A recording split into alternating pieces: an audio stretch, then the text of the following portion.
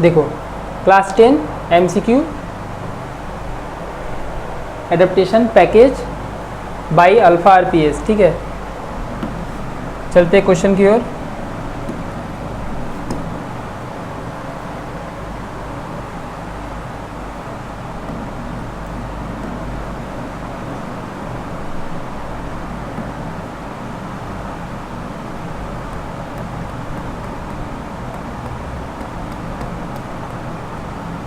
देखो पहला क्वेश्चन है, यदि बहुपदी इतना को इतना से भाग दे तो शेषफल क्या होगा। तो इसको सॉल्व करने का तरीका है, हम लोग जिससे भाग देना है उसको क्या करेंगे, जीरो करेंगे। जीरो करके x का वैल्यू निकालेंगे और उस x का वैल्यू को हम लोग इस एक्सप्रेशन में बैठा देंगे तो हम लोग का शेषफल निकल कर आ जाएगा।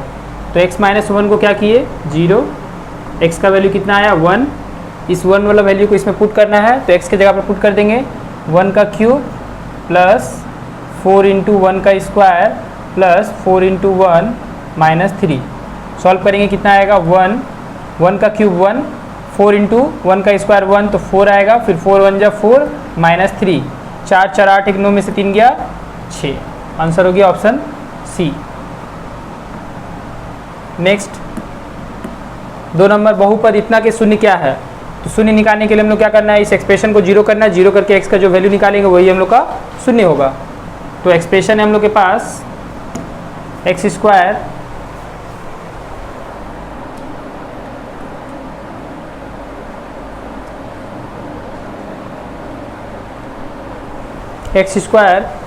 देखो x square plus 2x minus 8, x square plus 2x minus 8 equal to 0। ठीक है, तो यहाँ से हम लोग क्या करेंगे, इसको सॉल्व करेंगे, फैक्टर करेंगे, मिडिल टर्म फैक्टर। तो इसका रूल होता है 8 का एलसीएम लेंगे।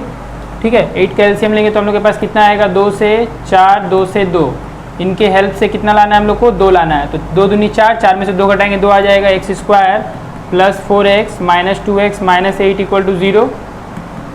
ठीक है, x कॉमन लेंगे, x प्लस 4 माइनस 2 कॉमन लेंगे, x प्लस 4 बचेगा माइनस कॉमन होने से equal to 0।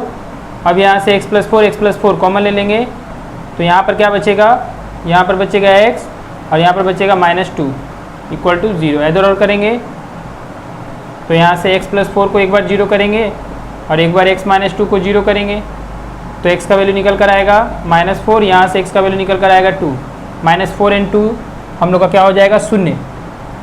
Minus 4 and 2 option C is correct.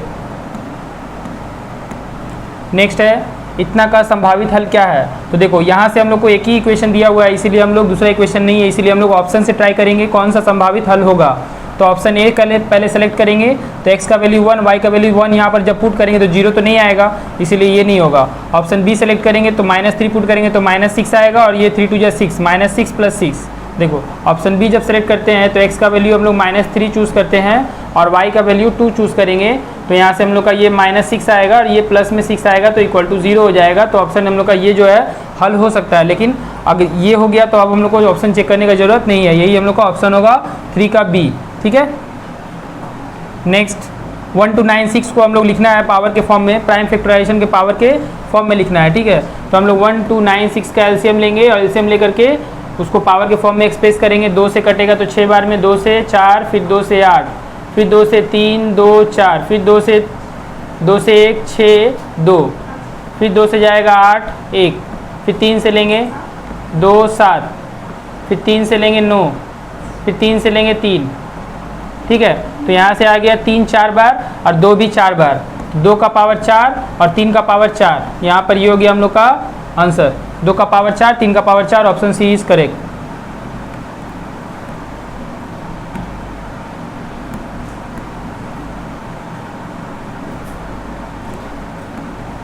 Next question है 5 नंबर, 3 शून्य वाला बहुपद क्या है। तो देखो पहला ऑप्शन जो है x स्क्वायर माइनस x एक क्वाड्रेटिक एक्सप्रेशन है, इसीलिए इसका जो 0 3 हो ही नहीं सकता, इसीलिए ऑप्शन इसको चूज करना ही नहीं है। सेकेंड ऑप्शन में एक्स क्यू माइनस एक्स, तो यहाँ से अगर हम लोग इसको जीरो करके सॉल्व करके देखेंगे एक्स का वैल्यू अगर 3 वैल्यू 0 -1 1 आएगा तो हम लोग बोलेंगे कि हाँ ये जो है 3 शून्य इस एक्सप्रेशन का बहुपद ये होगा। ठीक है, तो यहाँ से हम लोग सॉल्व करते हैं इसको, एक्स क्यू माइनस एक्स को क्या करना है पहले 0 करना है। इसको सॉल्व करने का फैक्टराइजेशन करने का फॉर्मूला सिखाया है, पहले हम लोग कॉमन लेते हैं तो x कॉमन है तो यहाँ बचेगा एक्स स्क्वायर -1 बचेगा इक्वल टू 0 अब यहाँ से हम लोग को x रहने देना है, इसका फॉर्मूला सेट कर सकते हैं ए पे स्क्वायर माइनस बी पे स्क्वायर इक्वल टू 0। इसको सॉल्व करेंगे तो हम लोग का आ जाएगा x plus 1 x minus 1 equal to 0। इधर और करेंगे तो एक बार इधर और फिर और, ठीक है। तो इधर और करेंगे यहाँ से तो x या तो x इक्वल टू 0 होगा, या तो x प्लस 1 इक्वल टू 0 होगा, या तो x माइनस 1 इक्वल टू 0 होगा। तो x का वैल्यू यहाँ से -1 आएगा, यहाँ से x का वैल्यू 1 आएगा। 0 माइनस 1 1, 0 माइनस 1 1, मतलब कि ऑप्शन हम लोग का बी करेक्ट है। Option B is correct. Clear. Next question है समीकरण इतना के मूलों की प्रकृति क्या है। मूल की प्रकृति किस पर डिपेंड करती है। किसी भी क्वाड्रेटिक इक्वेशन में, किसी भी द्विघात समीकरण में मूलों की जो प्रकृति है उसके डिस्क्रिमिनेंट पर निर्भर करती है, ठीक है। तो यहाँ से डिस्क्रिमिनेंट निकालेंगे, डी बराबर होता है बी स्क्वायर माइनस 4ac। तो यहाँ से इसको चेक करेंगे, अगर ये स्मॉलर देन 0 होगा तो हम लोग बोल सकते हैं वो अवास्तविक होगा, और ग्रेटर देन 0 होगा तो वास्तविक होगा। तो यहाँ से चेक करेंगे b का वैल्यू हम लोग का क्या हो जाएगा इस एक्सप्रेशन में। अगर इस एक्सप्रेशन को इस एक्सप्रेशन से तुलना करेंगे X square plus B X plus C equal to 0 से, तो हम लोग क्या पाएंगे, a बराबर 1 पाएंगे, b बराबर -4 पाएंगे, c बराबर 1 पाएंगे। देखो एक्स स्क्वायर का गुणांक कुछ नहीं तो 1, इसलिए a का मान 1, x का गुणांक -4, और यहाँ पर x का पावर 0 का गुणांक 1 है, तो इसलिए c का मान 1 हो गया। इसको हम लोग पुट करेंगे इसमें, तो हम लोग के पास आएगा d बराबर b स्क्वायर माइनस 4ac। तो b स्क्वायर मतलब -4 का स्क्वायर -4, a का वैल्यू 1, c का वैल्यू 1, तो आ जाएगा ये 16 -4 that is equal to 12 greater than 0। ये ग्रेटर देन 0 है, तो इसका मतलब मूल जो है वो क्या होगा, वो वास्तविक होगा और असमान होगा, क्योंकि एक बार जुटेगा एक बार घटेगा, इस कारण से मूल क्या होगा, वास्तविक और असमान, ठीक है। तो option B is correct. Next question number 7। Question number 7 में 1/x माइनस इतना का हल क्या है। तो यहाँ से हम लोग इसको सॉल्व करेंगे, सॉल्व करके देखेंगे। 1/x इसको इरेज कर देते हैं, 1/x minus 1/x into X minus 3 equal to 0, ठीक है। यहाँ से इन लोगों का एलसीएम लेंगे, x इंटू एक्स माइनस 3 आएगा, x से डिवाइड करेंगे तो x माइनस 3 बचेगा, फिर माइनस दिए इससे डिवाइड करेंगे तो 1 बचेगा, 1 से 1 मल्टीप्लाई हुआ तो वही आ जाएगा। यहाँ से इसको सॉल्व करेंगे तो माइनस माइनस प्लस करते हैं, साइन माइनस कर देते हैं, इसको मल्टीप्लाई नहीं करेंगे, ऐसे ही रहने देते हैं। अब यहाँ से इक्वल टू 0।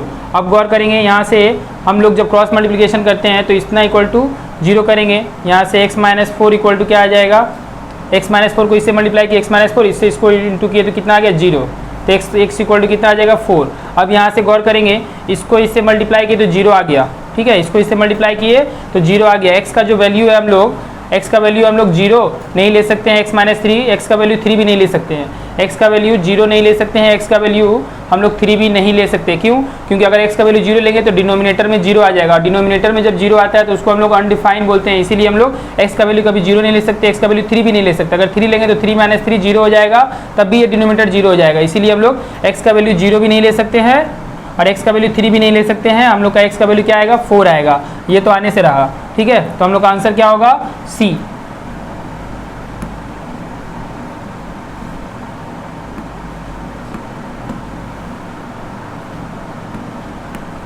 यदि समीकरण इतना के मूल अल्फा और बीटा हो तो 1/अल्फा माइनस 1/बीटा का मान निकालना है। तो यहाँ से हम लोग क्या करेंगे, इसको सॉल्व करके सबसे पहले हम लोग 2 गो x का वैल्यू निकालेंगे, उसको एक ठो को अल्फा बनाएंगे, एक ठो को बीटा बनाएंगे, ठीक है। और उसके बाद जो वैल्यू आएगा इसमें हम लोग पुट करके सॉल्व करके आंसर निकाल लेंगे। तो सबसे पहले हम लोग इसको सॉल्व करते हैं, 3x square plus 5x plus 2 equal to 0, ठीक है। तो यहाँ से हम लोग के पास आएगा 3x square plus 5x plus 2 equal to 0। सीधाचार्य फॉर्मूला लगा कर भी सॉल्व कर सकते हैं। सॉल्व करेंगे 3 दूनी 6, 6 तो 2 3 आ जाएगा 5, 3x स्क्वायर प्लस 5 को तोड़ दिए 3x प्लस 2x में प्लस 2 इक्वल टू 0 आ गया हम लोग के पास। यहाँ से 3x कॉमन जब लेंगे तो यहाँ से बचेगा x प्लस 1 प्लस 2 कॉमन लेंगे तो बचेगा x प्लस 1 इक्वल टू 0 आ गया। इधर और करेंगे, सॉरी अभी कॉमन लेंगे, ये देखो प्लस के इधर सॉल्व करने के लिए तरीका बताते हैं। प्लस के इधर मान लेंगे ये इंडिया है और ये तुम्हारा मान लो कि चाइना है, ठीक है। इंडिया चाइना में कोरोना पॉजिटिव जो दिख रहा है वो कोरोना पॉजिटिव है, x+1 उसको बाहर निकाल देंगे और ब्रैकेट में रखेंगे ताकि मिले ना, फिर से कोरोना पॉजिटिव ना हो जाए। अब यहाँ इंडिया में क्या बचेगा 3x बचेगा, चाइना में क्या बचेगा प्लस में 2, कितना लोग प्लस छोड़ देता है 2 लिख देता है, गलत है, प्लस में 2 बचा इज इक्वल टू 0। यहाँ से हम लोग का एक्सप्रेशन आ गया। यहाँ से हम लोग बोल सकते हैं इधर और करके कि x+1 0 और 3x+2 0। एक बार x प्लस 1 को जीरो करेंगे, एक बार 3x प्लस 2 को जीरो करेंगे। यहाँ से हम लोग का वैल्यू आएगा x इक्वल टू -1 और यहाँ से वैल्यू आएगा x इक्वल टू माइनस में 2 उधर जाएगा, फिर 3 डिवाइड में जाएगा।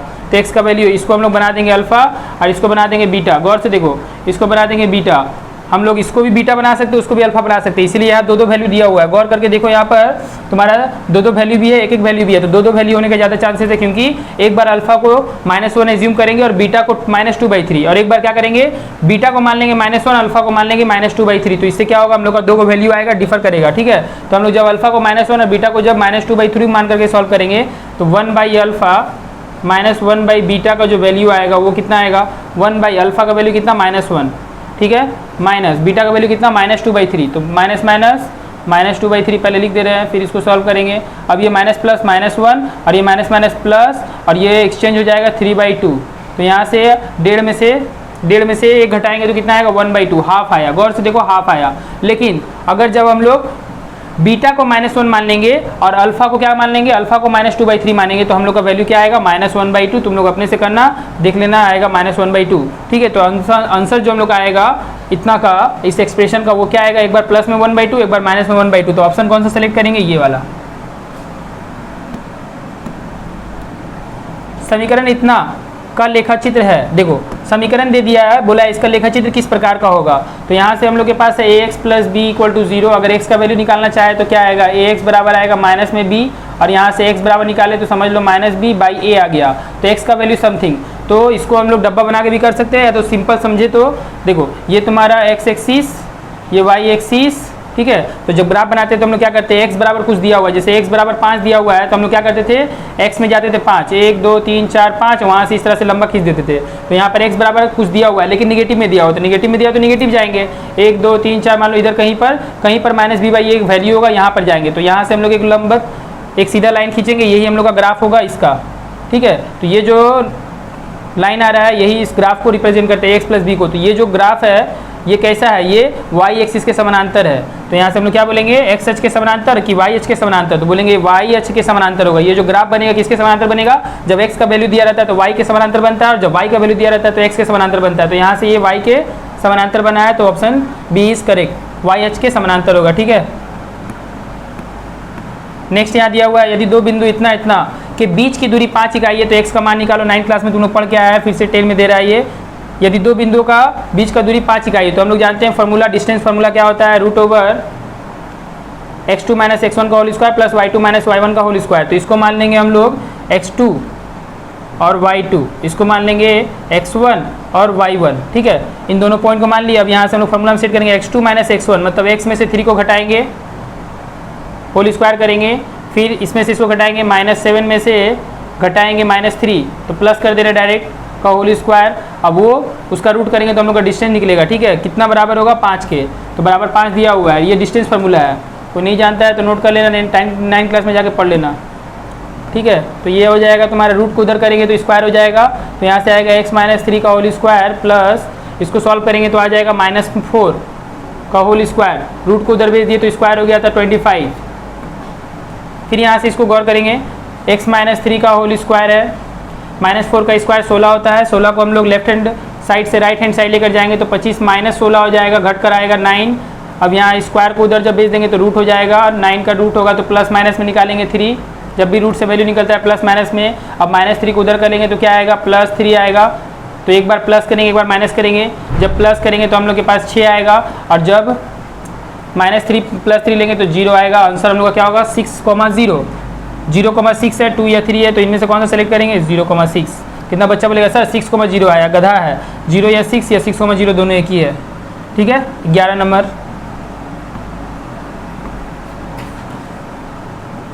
11 नंबर क्वेश्चन में क्या है, आर के किस मान के लिए समीकरण इतना इतना के समाधान नहीं होंगे। तो ये हम लोग पढ़े थे फर्स्ट चैप्टर में, कंडीशन था कि कब दो इक्वेशन का समाधान कोई नहीं होता है, ठीक है। 9th क्लास में पढ़े थे ये भी। तो उसमें कंडीशन क्या था, a1/a2, ये किसका कॉफिशिएंट है, x का कॉफिशिएंट है, इक्वेशन 1 और इक्वेशन 2 का। फिर b1/b2, फिर c1/c2, ये क्या होगा, ये पहला वाला इक्वल होगा, ये नॉट इक्वल होगा, तब हम लोग बोले थे कि कोई भी समाधान नहीं होगा। तो इस कंडीशंस के आधार पर हम लोग को निकालना है आर का मान।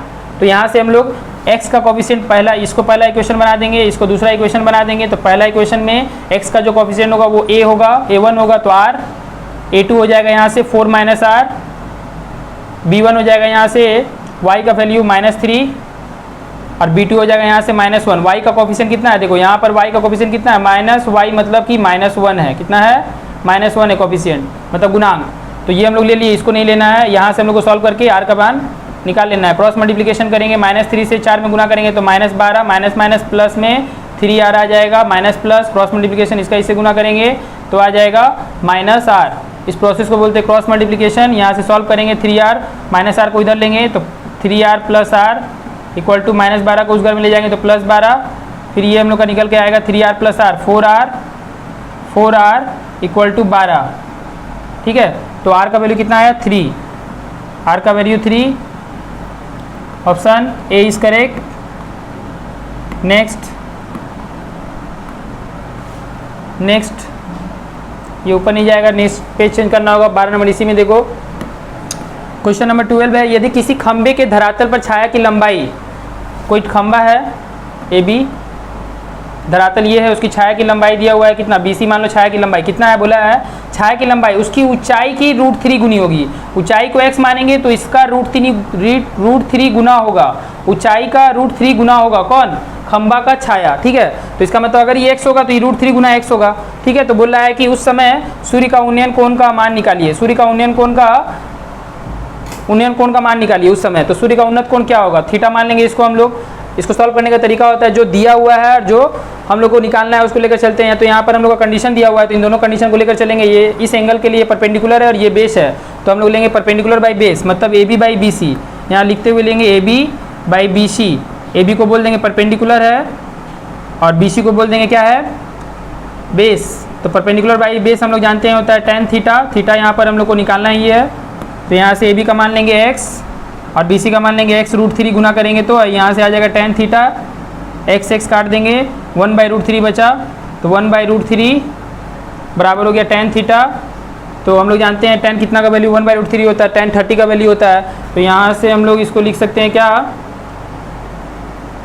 1/√3 इक्वल टू tan 30 का वैल्यू, मतलब 1/√3 के जगह पर ही हम लोग चेंज करेंगे, इसको फिर से लिख दे रहे हैं ये वाला। अब सॉल्व करेंगे, 1/√3 के जगह पर क्या लिख सकते हैं, tan 30 लिख सकते हैं। tan 30 लिख दिया, tan थीटा को यूँ ही रहने दिए। तो यहाँ से हम लोग का थीटा का मान आ जाएगा, इक्विवेलेंट होता है दोनों तरफ। तो थीटा का मान tan कट गया, काटते नहीं है, थीटा का मान आ गया 30 डिग्री। ठीक है, थीटा का मान कितना है 30 डिग्री। तो सूर्य का उन्नत कोण कितना होगा, 30 डिग्री होगा। नेक्स्ट क्वेश्चन है तुम्हारा, इतना का बहुलक क्या है। तो बहुलक का मतलब क्या होता है, बहुलक का मतलब तो पढ़ी नहीं है अभी, थोड़ा जान लो। बहुलक का मतलब ये सबसे लास्ट चैप्टर 26 में मिलेगा हम लोग को। बहुलक का मतलब मोड होता है, जब हम लोग कोई भी डाटा दिया रहता है उसमें जो हाईएस्ट फ्रीक्वेंसी वाला जो मान होता है उसी को हम लोग बहुलक बोलते हैं। तो हाईएस्ट फ्रीक्वेंसी चेक करेंगे, वेरिएबल लेंगे यहाँ पर xi, यहाँ पर fi। तो यहाँ से xi मतलब वेरिएबल, मतलब यहाँ पर 2 3 4 यहाँ से मार्क्स पाने वाला बच्चा है टोटल। तो यहाँ से 2 मार्क्स पाने वाला बच्चा के हुआ है, देखो 1 बार 2 बार 3 बार आया है। 2 कितना बार आया है, 3 बार आया है। 3 कितना बार आया है, 2 काट दो पहले। अच्छा, 3 कितना बार आया है, 1 बार आया है। 4 कितना बार आया है, 1 बार 2 बार 3 बार 4 बार 5 बार। 4 आया है 5 बार। 5 कितना बार आया है, 1 बार 2 बार आया है। 6 कितना बार आया है, 6 आया है 1 बार।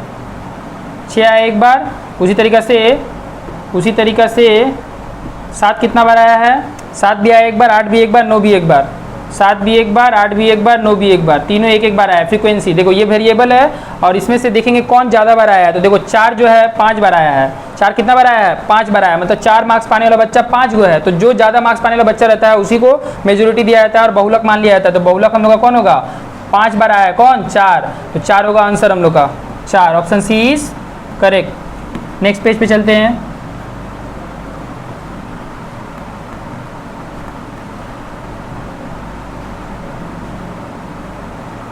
क्वेश्चन नंबर 14 दिया हुआ है, एक 4.5 सेंटीमीटर का व्यास और 10 सेंटीमीटर ऊंचाई वाले एक ठोस लंबवृत्ताकार बेलन को गलाकर 1.5 सेंटीमीटर व्यास और 0.2 सेंटीमीटर मोटाई के कितने सिक्के बनाए जा सकते हैं।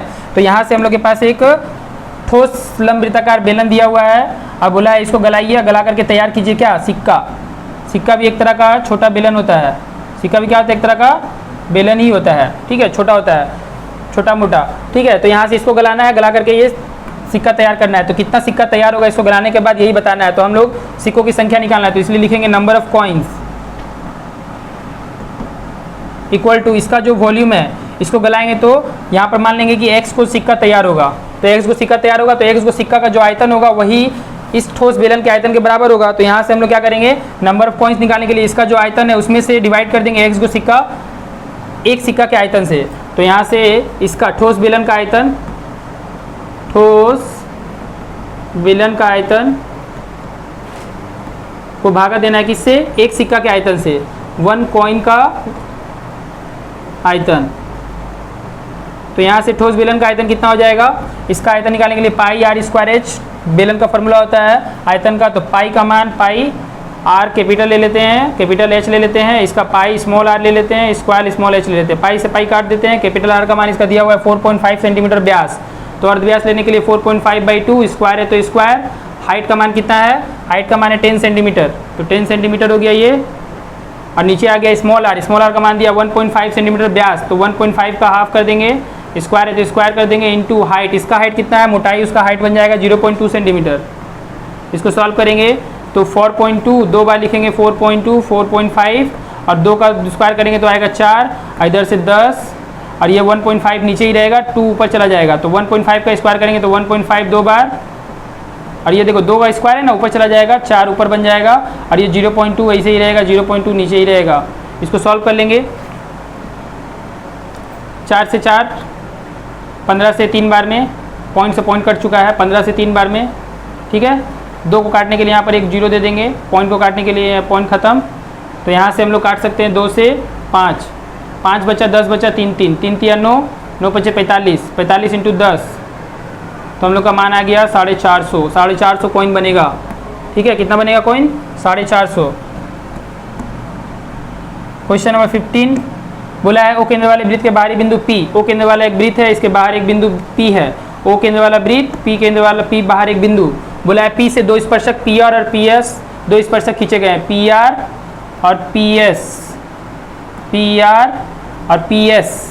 और यहाँ से हम लोग का PR का मान 8 सेंटीमीटर दिया हुआ है, कितना दिया हुआ है, 8 सेंटीमीटर। और एंगल RPS मेरा नाम आ गया राहुल प्रकाश शाह, एंगल RPS दिया हुआ है, एंगल RPS दिया हुआ है कितना, 60 डिग्री, मतलब ये एंगल दे दिया है 60 डिग्री, ठीक है। तो बोला है RS की लंबाई निकालो, RS मतलब यहाँ से लेके यहाँ तक का लंबाई, ये टच कर रहा है, यहाँ पर फाका हो गया है गलती से, ठीक है। तो RS का लंबाई निकालना है, तो RS का लंबाई निकालना है, तो हम लोग गौर से देखेंगे तो हम लोग को कुछ दिखेगा, ये 60 डिग्री है।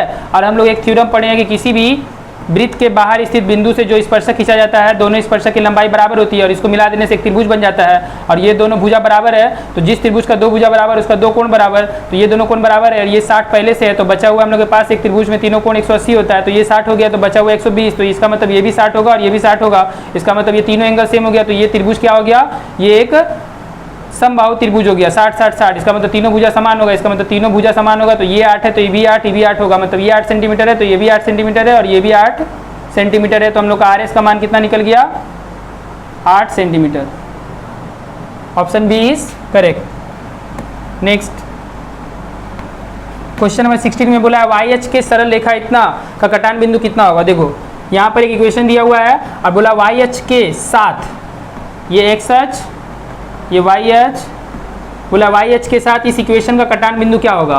कोई भी इक्वेशन दिया हुआ है तो हम लोग जानते हैं YH पर कोई भी इक्वेशन मान लो इस तरह से जा रहा है, तो इस अक्ष पर बोला YH के साथ सरल रेखा इतना का कटान बिंदु कितना होगा। तो सरल रेखा ये मान लो, ये जो सरल रेखा है इसका है, ठीक है, और ये YH है, तो ये यहाँ पर कट कर रहा है, तो हम लोग जानते हैं YH पर कोई भी बिंदु का जो स्थानांक होता है उसका x का मान 0 होता है, ठीक है। तो ये बात नोट कर लेना कि YH पर किसी भी बिंदु का जो स्थानांक का एब्सिसा 0 होता है, YH पर एब्सिसा हमेशा क्या होता है, 0। एब्सिसा मतलब x का मान, तो इसका x का मान 0 होगा, y का मान कुछ भी होगा, हम लोग को मालूम नहीं है, स्मॉल y ले लिए, उससे कोई फर्क नहीं पड़ता है। यहाँ से हम लोग का इसी से हम लोग का मान निकल जाएगा। तो यहाँ से हम लोग को दिया ये तो 0 हो गया, ये निकालना है हम लोग को, ठीक है।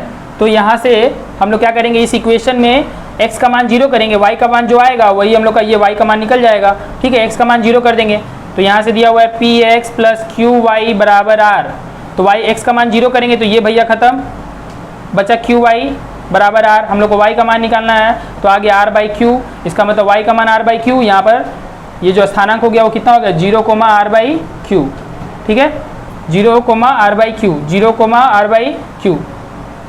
Option D is correct. Question number 17 में बोला है किसी वृत्त के व्यास की चरम बिंदुओं पर खींची गई स्पर्शक रेखाएं होती है। किसी वृत्त के व्यास की चरम बिंदुओं पर खींची गई स्पर्शक रेखाएं होती है। कोई भी वृत्त ले लिए, उसके व्यास ले लिए, व्यास के चरम बिंदु मतलब ये किनारा, चरम बिंदु पर खींची गई स्पर्शक, खींचे गई इस बिंदु पर खींचा गया स्पर्शक, इस बिंदु पर खींचा गया स्पर्शक क्या होता है परस्पर बराबर समानांतर होगा। बराबर थोड़ी होगा, इसको हम बड़ा लिखेंगे इसको छोटा लिखेंगे तो बराबर थोड़ी होगा, परस्पर क्या होगा समानांतर होगा, लंबवत हो नहीं सकता है। देख लो अगर मान लो ये व्यास लेंगे तो यहाँ से हम लोग स्पर्शक खींचेंगे तो ये भी क्या होगा समानांतर होगा। मतलब चरम बिंदु पर जब भी व्यास के चरम बिंदु पर जो स्पर्शक खींचा जाता है वो क्या होता है समानांतर होता है। तो ऑप्शन बी इज करेक्ट।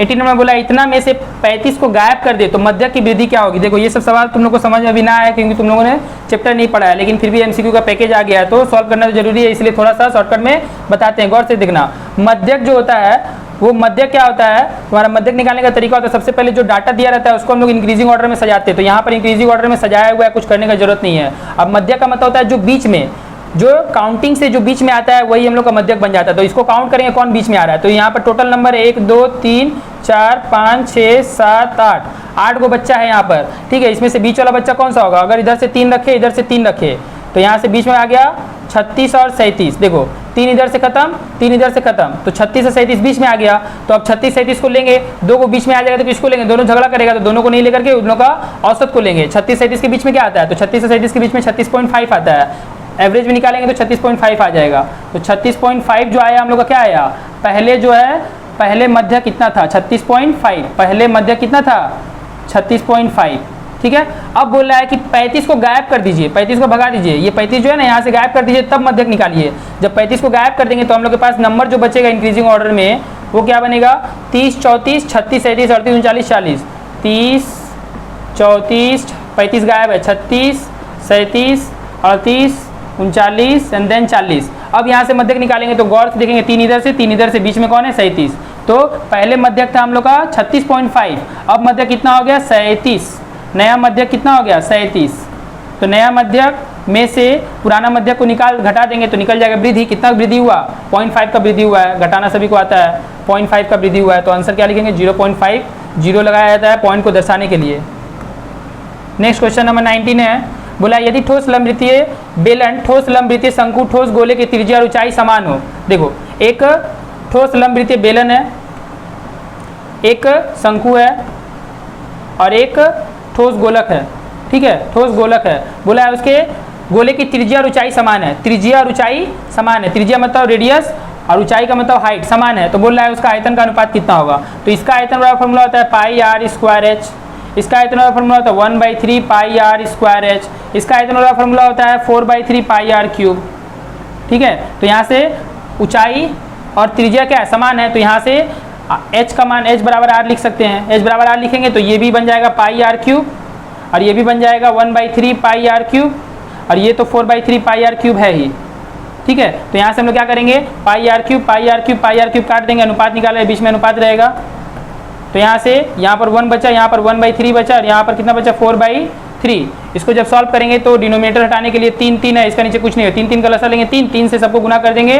तो 1 को 3 से गुना किए, 4/3 को 3 से गुना किए और 1/3 को 3 से गुना किए और इधर 4/3 को 3 से गुना किए। तो यहाँ से 3 3 कट गया, ये 1 है, ठीक है, ये 1 है। तो आ गया 3 1 जा 3 और यहाँ पर 3 3 कट गया 1 और यहाँ पर आ गया हम लोग का 3 3 कट गया 4, मतलब अनुपात जो आया 3:1:4। Option C is correct, option C is correct. Next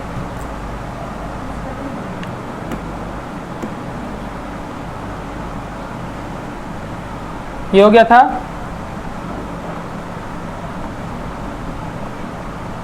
16 हो गया। नेक्स्ट 17, अच्छा 19 भी हो गया। 20 नंबर क्वेश्चन में है यदि एक लंबवृत्तीय शंकु की तिर्यक ऊंचाई, एक लंबवृत्तीय शंकु है, तिर्यक ऊंचाई मतलब ये स्लैंट हाइट को तिर्यक ऊंचाई बोलते हैं, कितना है 2L इकाई। देखो ये 2L है, ठीक है। और आधार का त्रिज्या r है, आधार का त्रिज्या कितना है, r है। तो बोल रहा है समग्र तल का क्षेत्रफल निकालिए। समग्र तल मतलब उसका ये जो वक्र तल है इसका, और ये नीचे वाला एक जो तल है उसका क्षेत्रफल निकालिए। तो समग्र तल मतलब आधार का तल और वक्र पार्श्व तल। तो आधार तल का क्षेत्रफल एक वृत्ताकार है, तो पाई r स्क्वायर